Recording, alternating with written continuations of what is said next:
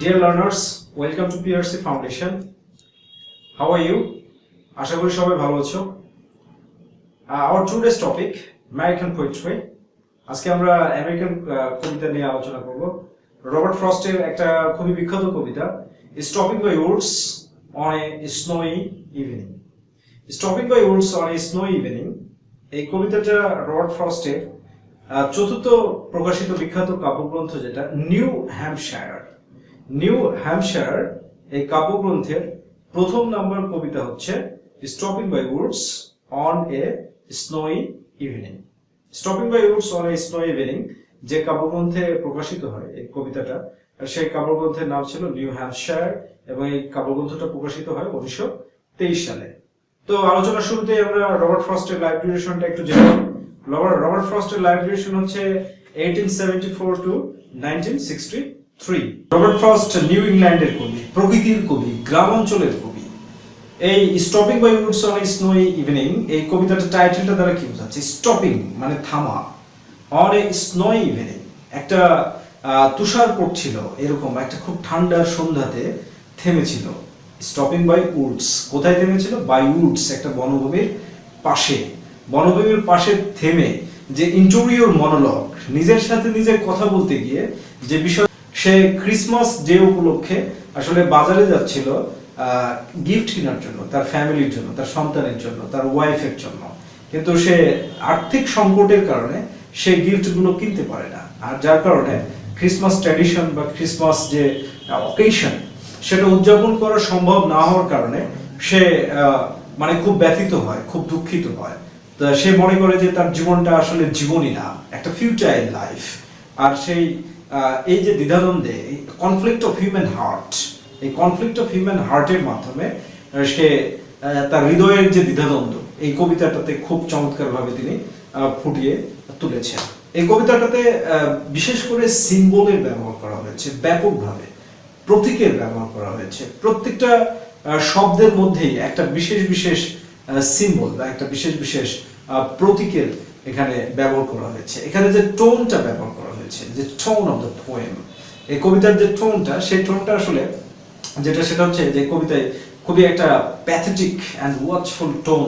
প্রথম দিকে একটা প্যাথেটিক সরফুল টোন ব্যবহার করা হয়েছে, পরে খুব ওয়াচফুল একটা টোন, খুব একটা সজাগ একটা স্বর বা টোন এটা আমরা দেখতে পাই। তাহলে কবিতাটা মূলত সিম্বল বেসড পোয়েম রবার্ট ফ্রস্টের। আর রবার্ট ফ্রস্ট হচ্ছে একজন বিখ্যাত আধুনিক American poet.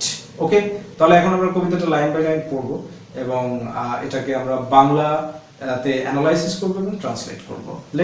So the speaker of the poem, কবি এখানে বর্ণনা দিচ্ছে সাবজেক্টিভ পার্সপেক্টিভ থেকে, ব্যক্তিগত যে পার্সপেক্টিভ সেটা থেকে, কিন্তু এই সাবজেক্টিভ পার্সপেক্টিভটাই হচ্ছে অবজেক্টিভ। আয় দ্বারা পৃথিবীর সকল মানুষকে বোঝানো হচ্ছে যে মানুষেরা দ্বিধাদ্বন্দ্বে পড়লে, বিশেষ করে যারা না লেডিস যারা আছে, মহিলারা যারা আছে, তারা কিন্তু কিছু হলে যে এত মানুষ মরে আমার মরণ হয় না, বা প্রত্যেকটা মানুষের মধ্যে যে আমার আর বেঁচে থেকে লাভ নেই, এই দৃশ্যটাকে আসলে বা এই বিষয়টাকে এখানে ফুটিয়ে তোলা হয়েছে। তো বলছি কি, whose woods these are I think I know, his house is in the village though, he will not see me stopping here to watch his woods fill up with snow. তো যে whose woods these are I think I know, কবি বলছে যে বনভূমিটা কার, এটা আমার মনে হয় আমি জানি। এই বনভূমিটা আসলে কার বনভূমি এটা জানি। আসলে এই যে বনভূমির প্রতি আকর্ষণ, এগুলো সিম্বলিক অর্থ আছে। His house is in the village though, তার বাড়িটা প্রতি গ্রামে। এখানে হিজ বলতে আসলে যেটা কবি বুঝাচ্ছে যে এটা হিজ, এই যে কবি গ্রামে বসবাসরত একজন মালিকের বনভূমির সামনে তিনি দাঁড়িয়ে আছেন। এখানে আসলে যে হিজ বা হিজের থেকে যে আলাদা করা, সেপারেটেড থাকা, লোনলি থাকা, এটা দ্বারা আসলে বোঝানো হচ্ছে যে হিউম্যান বিংস থেকে সেপারেট হওয়া, মানব সমাজ থেকে আলাদা হয়ে যাওয়া, মানব সমাজ থেকে আলাদা হয়ে একটা চিন্তা করা, সেটা। He will not see me stopping here, আমি যেখানে দাঁড়িয়ে আছি সেটা কখনো দেখতে পাবে না। He will not see me, সে আমাকে দেখতে পাবে না। Stopping here, এখানে যে আমি দাঁড়িয়ে আছি, তার মানে কি যে নিজেকে সেপারেট করছে, যে সে দেখতে পাচ্ছে না। সে দেখতে পাচ্ছে না বলতে হি মিন্স হচ্ছে হিউম্যান বিংস, হিউম্যান সোসাইটি, মানব সমাজ তাকে দেখতে পাচ্ছে না। এই যে সেপারেট করা, একটা একাকিত্বের মন মানসিকতা নিয়ে আসা, তো এটা কখন হয়?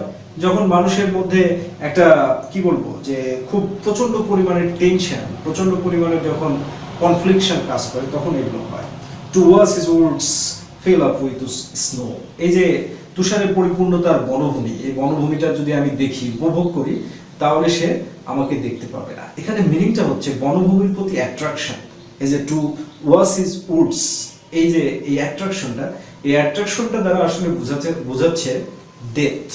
বনভূমির প্রতি যে অ্যাট্রাকশন, তার সিম্বলিক মিনিংটা হচ্ছে মৃত্যুর প্রতি আকর্ষণ। অর্থাৎ আমি যদি এই নির্জন জায়গায় একা একা আত্মহত্যা করি, মরে যায়, কমিট সুইসাইড কোনো কারণে যদি মরে যায়, তাহলে তো কেউ দেখতে পাবে না। তাহলে একটা মানুষ কতটা দুঃখে থাকলে, কতটা কষ্টে থাকলে তার মধ্যে এই ধরনের চিন্তা ভাবনার উদ্গ্রীব হয়, এটা হচ্ছে বিষয়। তো মানব সমাজকে কি মেসেজ দেওয়া হচ্ছে যে দুঃখ তো থাকবেই ভাই, টেনশনও আসবে, ভিন্ন চিন্তা চেতনাও আসবে, তাই বলে পরবর্তীতে কিন্তু সেই সলিউশনটাও তিনি দিয়েছেন।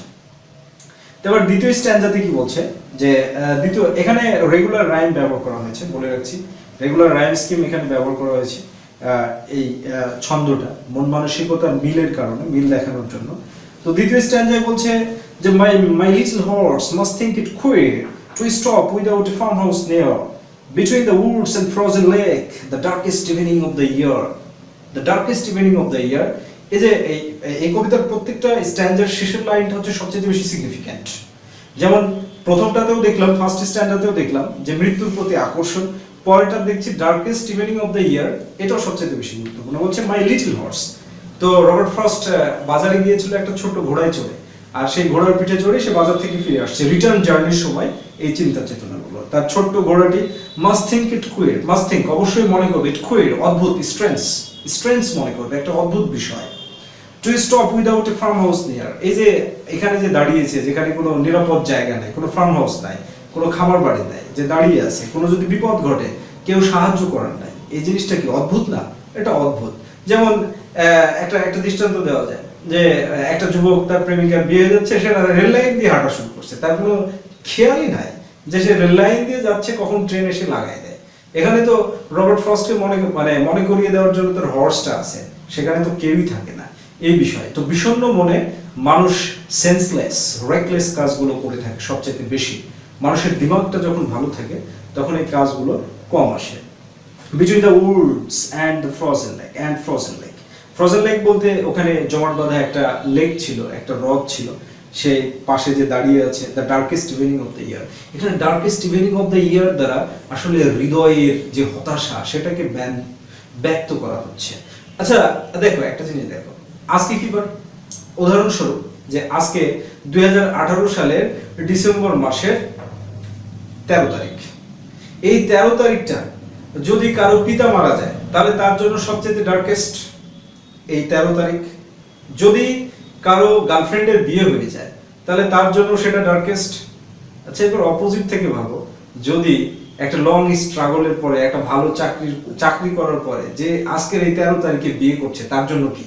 আসলে এখানে ডার্কেস্ট ইভেনিংটা দ্বারা মেন্টাল ব্যাকগ্রাউন্ডটাকে ফুটিয়ে তোলা হচ্ছে যে আজকের এই সন্ধ্যাটা, এই যে যে যে ক্রিসমাস ডে সম্পর্কে, ওই বছরের যত 365টা দিন আছে, সেই 365টা দিনের মধ্যে সবচেয়ে ডার্কেস্ট ডে হচ্ছে তার জন্য এটা সবচেয়ে ব্যর্থ day. Speaker of the poem, কবির জন্য এটা, কারণ সে যে উদ্দেশ্যে গিয়েছিল সেই উদ্দেশ্যটা ফিল আপ হয়নি। Actually situation never bad, situation never be bad. Actually situation সবসময় ভালো থাকে, আমাদের ব্যক্তি কারণে সিচুয়েশন কখনো খারাপ হতে থাকে। রাত 12টার সময় কারোর জন্য রোমান্টিক সময়, কারোর জন্য কান্নার সময়। তাহলে darkest evening of the year দ্বারা কবি যেটা বোঝাচ্ছে যে তার জীবনের ওই বছরের সবচেয়ে খারাপ দিন হচ্ছে এই দিনটা ছিল, তার ব্যর্থতার কারণে। সেটা নিজেকে কিন্তু এইভাবে নিজের সাথে নিজে, এটা একটা ইন্টেরিয়র মনোলগ, সেটা নিজের সাথে নিজেই কথা বলছে, ইন্টেরিয়র মনোলগ। এরপর কি বলছে? He gave his harness bells a shake to ask if there is some mistake. The only other sounds the whip of easy wind and downy flake. তো এই যে ঘোড়া তো কথা বলতে পারে না, কিন্তু ঘোড়া বা কোনো প্রাণী কোনো বিপদ দেখলে গলা নাড়ায়, ঘাড় নাড়ায়, এগুলো নাড়িয়ে সচেতন করে। তাই কবি বলছে কি যে he gives his harness bells. Harness bell বলতে ঘোড়ার গলায় ঘন্টা বাঁধা থাকে, ওই গলাটা নাড়িয়ে ঘন্টাটা টং টং টং টং শব্দ করছে, এ শেক নাড়াচ্ছে আর একটা শব্দ করছে। শব্দটা যেন কবিকে স্মরণ করে দিচ্ছে যে to ask if there is some mistake. বলছে স্যার আপনার তো ভুল হচ্ছে, আপনি কেন এখানে আছেন, আপনি কেন এখানে দাঁড়িয়ে আছেন, এটা তো আপনার জন্য ভুল হচ্ছে। কারণ the only other sounds the weep of easy wind, শুধু বাতাস প্রবাহিত হওয়ার শাঁসা শব্দ হচ্ছে, অ্যান্ড ডাউনি ফ্লেক, এবং তুষার যে পতিত হচ্ছে, প্রচন্ড ঠান্ডা, শেষ ঠান্ডায় যে তুষার পতিত হচ্ছে, এই দুইটা শব্দ ছাড়া সেখানে কিচ্ছু নাই, একটা শুনশান জায়গা। এই একটা শুনশান জায়গাতে আপনি কেন দাঁড়িয়ে আছেন, এটা তো আপনার ঠিক হচ্ছে না।